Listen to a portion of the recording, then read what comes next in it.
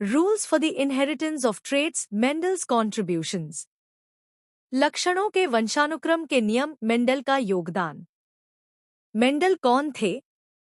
Gregor Mendel एक वैज्ञानिक थे जिन्हें आनुवंशिकी का जनक, फादर ऑफ जेनेटिक्स, कहा जाता है। उन्होंने मटर, पी प्लांट के पौधों पर प्रयोग करके यह बताया कि लक्षण, ट्रेट्स, माता पिता से संतानों में कैसे जाते हैं। मेंडल के मुख्य प्रयोग। उन्होंने लगभग 7 अलग अलग लक्षणों का अध्ययन किया, जैसे पौधे की लंबाई, फूल का रंग। उन्होंने एक समय में एक ही लक्षण का अध्ययन किया।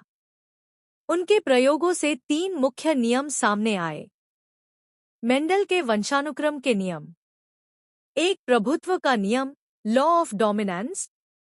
जब 2 विपरीत लक्षण एक साथ उपस्थित होते हैं तो केवल एक लक्षण दिखाई देता है।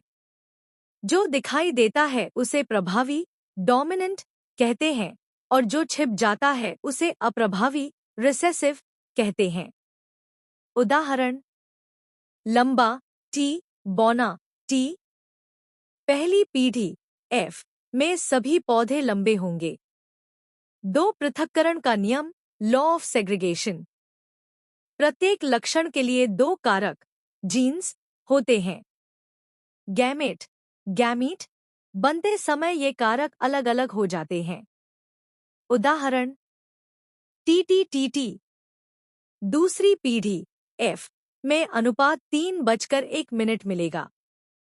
3 लंबे, 1 बौना। 3, स्वतंत्र वर्गीकरण का नियम, लॉ ऑफ इंडिपेंडेंट असॉर्टमेंट। जब 2 अलग अलग लक्षणों का अध्ययन किया जाता है तो वे एक दूसरे से स्वतंत्र रूप से वंशानुगत होते हैं। उदाहरण: बीज का रंग और आकार अलग अलग तरीके से संतानों में जाते हैं। मेंडल का महत्व। उन्होंने साबित किया कि लक्षण मिलकर नहीं बल्कि अलग अलग इकाइयों, जीन्स, के रूप में आगे बढ़ते हैं। उनके नियम आज की आधुनिक आनुवंशिकी की नींव हैं। बाद में डीएनए और जीन की खोज ने उनके सिद्धांत को सही सिद्ध किया। निष्कर्ष: मेंडल ने मटर के पौधों पर प्रयोग करके वंशानुक्रम के 3 मुख्य नियम बताए। प्रभुत्व का नियम, पृथक्करण का नियम, स्वतंत्र वर्गीकरण का नियम। इन्हीं नियमों के आधार पर हम समझते हैं कि गुण माता पिता से संतानों में कैसे स्थानांतरित होते हैं।